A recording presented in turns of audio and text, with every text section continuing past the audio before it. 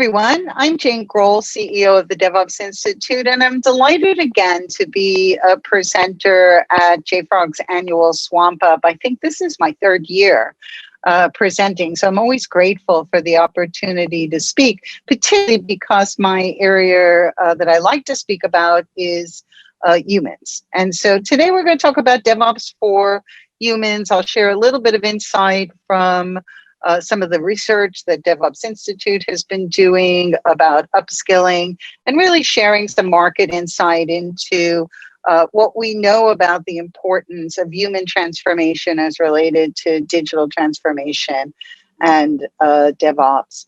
For those of you who don't know me, I am co-founder and CEO of the DevOps Institute. I'm a former ITIL instructor. I was one of the co-founders of ITSM Academy. Prior to that, I come from the ops side of IT. I was an IT ops director for multiple organizations. I do get a chance to speak a lot, which makes me happy. And I'm also the author of the Agile Service Management Guide. I hope you'll follow me on Twitter, on social media, LinkedIn, connect with me on LinkedIn. And now I'll tell you a little bit about DevOps Institute and hope you'll connect with us as well. So DevOps Institute is a professional member association. We're all about advancing the humans of DevOps. We believe that human transformation is essential in the digital age. We have multiple levels of membership. I'll share that with you at the end of my presentation.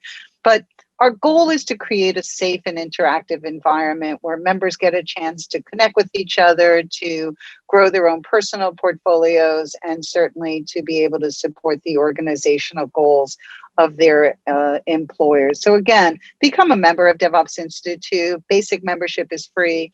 There's a couple of other levels I'll tell you about in a little bit. So let's start today's story by looking back at 2020. And it's no surprise to anyone that the world shifted very suddenly and very drastically in about March of 2020, something that I don't think an organization or an individual around the world was really prepared for, could have expected this in our wildest dreams. But organizations and individuals had to pivot the way that they work, the way they operate, certainly the way that their business operated. And while we're very grateful to the healthcare providers, to the first responders for really supporting us during this terrible, terrible time, it really is also the IT community that are the unsung heroes, because IT communities around the world had to move their organizations from an on-premise to a remote work from home, looking at capacity issues, looking at the security issues, making sure that the business could operate in a digital landscape, in many cases moving to even online ordering or online commerce. So we're very grateful to the tech community, and I'm assuming if you're listening to this, you are a member of that community, and you should feel very proud of the work that you've done. In fact, we think that this has really moved us forward several years into the future, because a lot of the changes that occurred as a result of the pandemic may actually be fairly permanent. So one thing became clear when we looked at the new normal, right? And we don't know what the new normal is going to be exactly. Some people call it the next normal, as if there's one after that. But we're all pretty confident that the world is not going back to where it was in late 2019, right? That there are some changes that have been made from a society perspective, from a business perspective, and certainly from a digital perspective that are going to remain as we move forward into this next decade. But one thing's pretty certain, and that's that digital transformation is no longer optional. Organizations that perhaps were a little slower to moving to a cloud environment, to looking at their online presence, to being able to do business in an online way, learned the hard way that this became something that they needed to accelerate very, very quickly. And I said, we're not going back. We will go back to live events. There'll probably be hybrid events. We will go back to traditional commerce, perhaps. But I think the digital landscape is here to stay. And if we're going to keep a digital transformation as our mission critical goals, this next decade, then we're going to need humans who have new talent, new skills. And of course, one of my missions today is to help you identify which skills are considered must have, nice to have, and not as important. It's really important to understand digital transformation is not only about automation, right? Your humanity, your ability to be a good worker, the ability for you to keep growing your skills is going to be essential in this new digital world. Crisis accelerates change, right? And again, if we look at some of the byproducts of the past year to 18 months, DevOps continued to shift left, right? We now look at the citizen developer with low code, no code options. We certainly look at security. Just recently, we've seen some security breaches that have affected pipelines, have affected governments, have affected enterprises. And so being able to be security aware is going to be necessary for everyone. The move to the cloud, right? You may still be in a hybrid role, that's fine, but the cloud does require intelligent automation. And so there's a lot of pressure on old IT operating models. And so we're going to need to disrupt that a bit.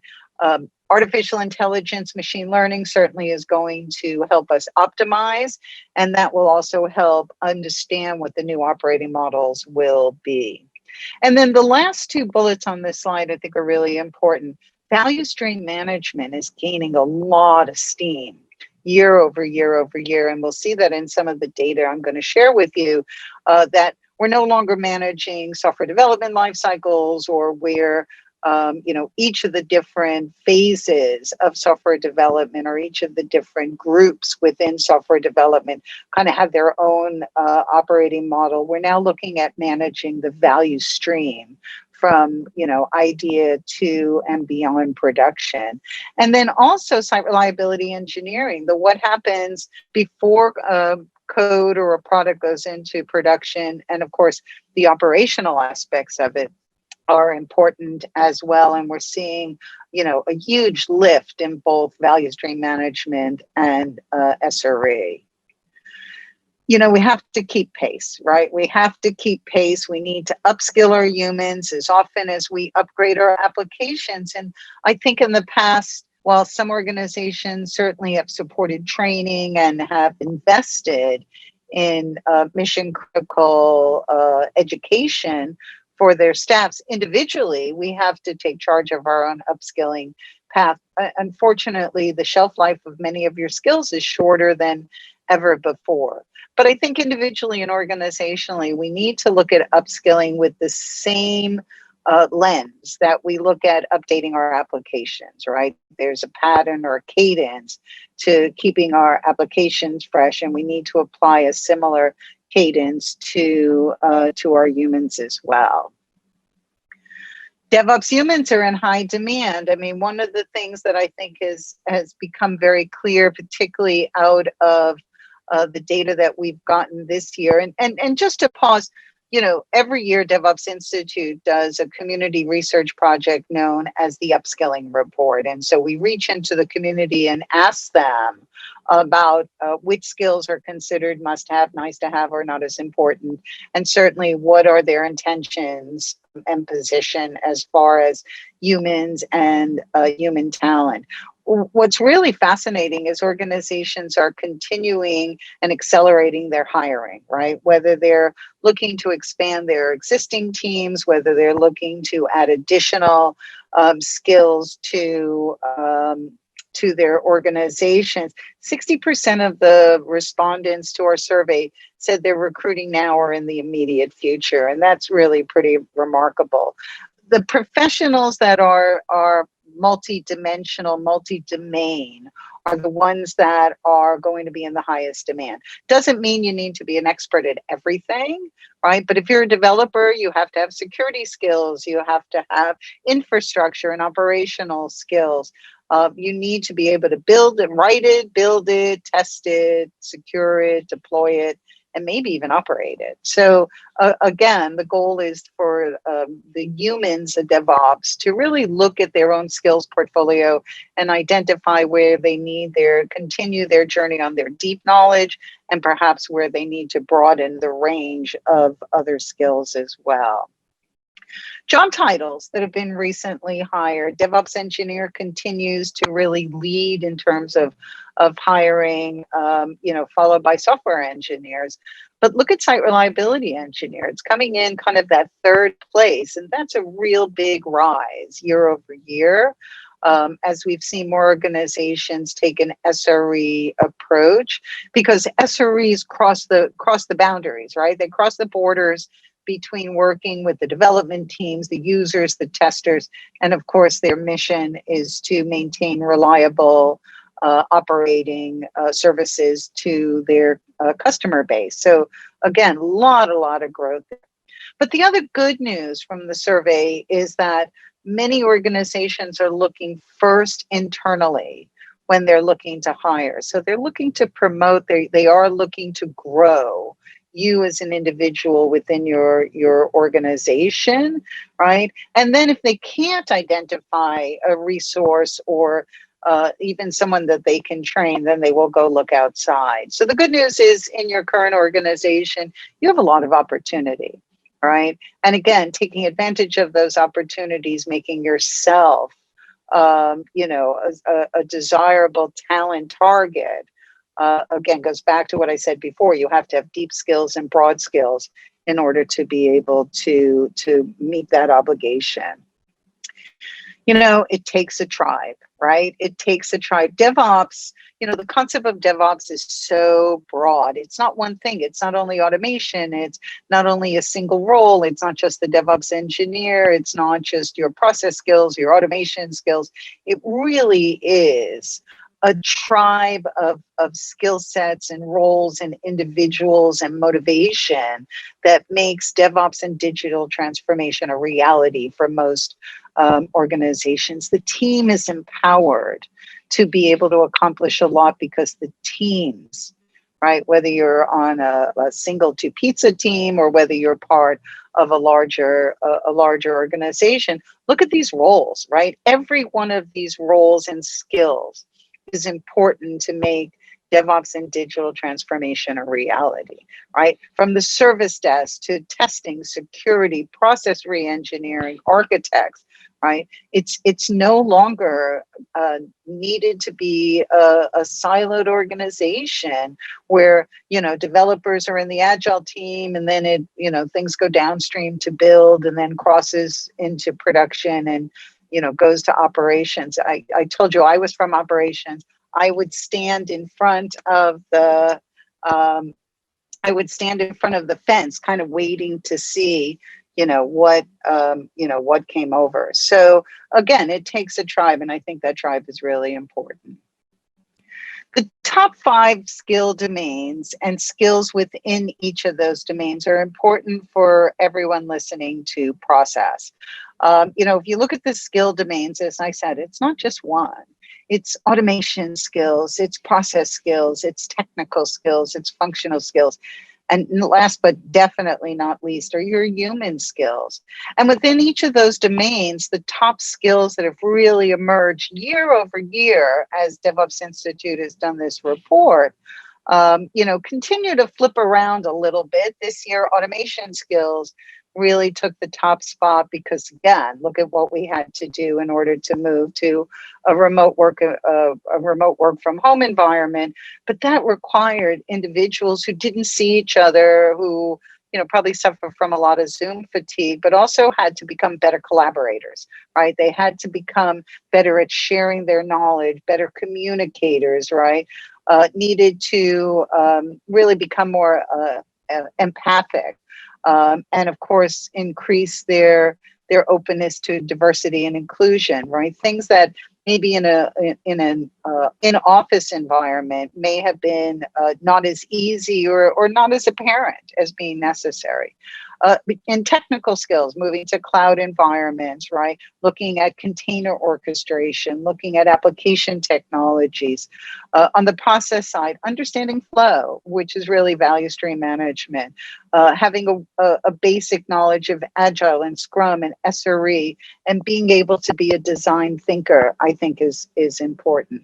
And everyone needs to have basic CI/CD skills, DevSecOps, security skills, and then an understanding of IT operations. Now, this could be a little daunting. You look at this list and go, holy moly, how am I going to be able to build this? You don't need to be an expert at everything.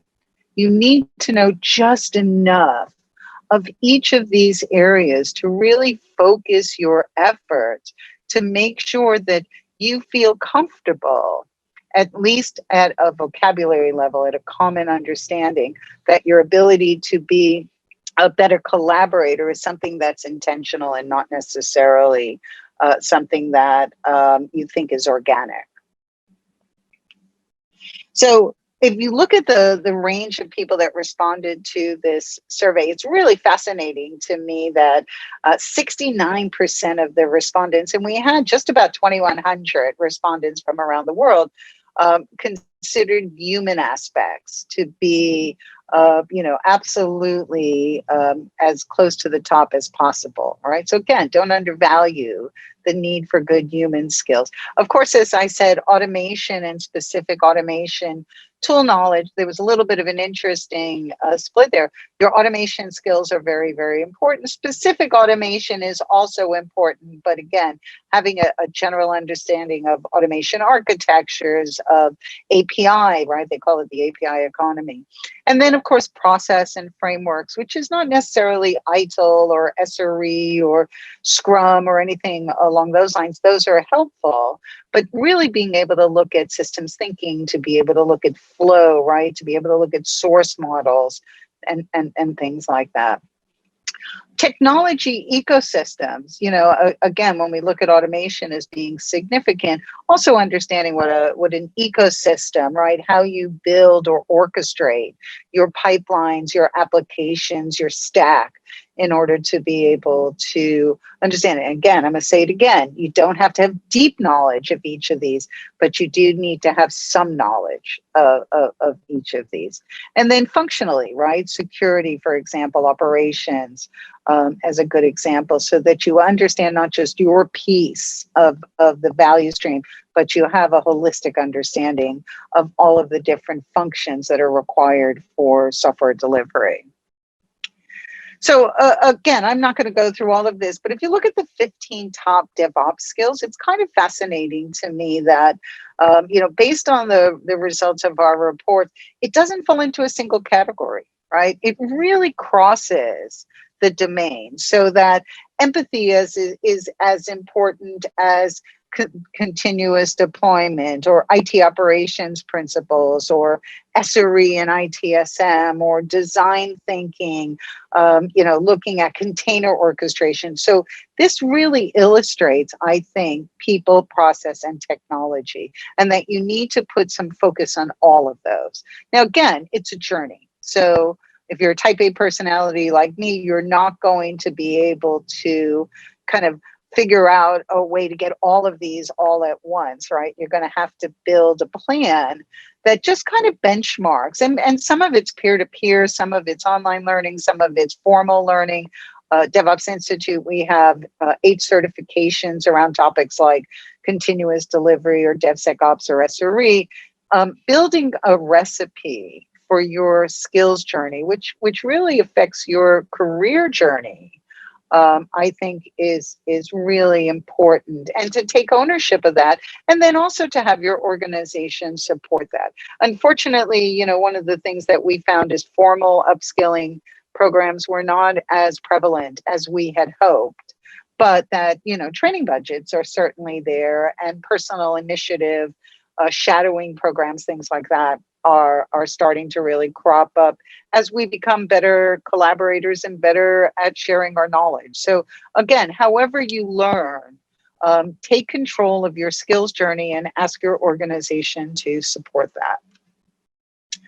As I said, unfortunately, upskilling programs are lagging, and only 39% of the respondents said their organization does not have a formal upskilling program. That's sad, right? Yeah, there's some really high profile programs like Amazon, FedEx. Have them. But I also think that while organizations don't necessarily have a formal upskilling program, many organizations, particularly after this year, are resourcing training and resourcing the ability to help their staff get upskilled, whether they're buying subscriptions to online learning platforms, whether they're legitimizing formal training and paying for training and certification programs. Are you ready to reinvent yourself? And I think this is a question you have to ask yourself, right? As a human of DevOps, it's a brave future. And as I said, the shelf life of your skills are less than they've ever been. And so staying current, staying on top of what the trends and the patterns are, there's lots of great resources. Our friends at MediaOps have DevOps.com, Container Journal, Security Boulevard. There's lots of other media sites out there, DevOps Institute. We have a wealth of assets available to our members. But you have to be ready to reinvent yourself. At the beginning of today's presentation, I said that digital transformation is no longer optional, but it is highly dependent on human transformation. So again, if I were in the earlier stages of my career, I would be excited. I would maybe be a little overwhelmed, but no better day than today to be in IT, where you're required to learn new things every day, where you're required to work with incredible people and help the world, regardless of where you are, become a digital world. And that's incredibly exciting. What you can do, absolutely, is take control, right? So here's a little quiz, which I think is interesting, and we'll get you a copy of these slides.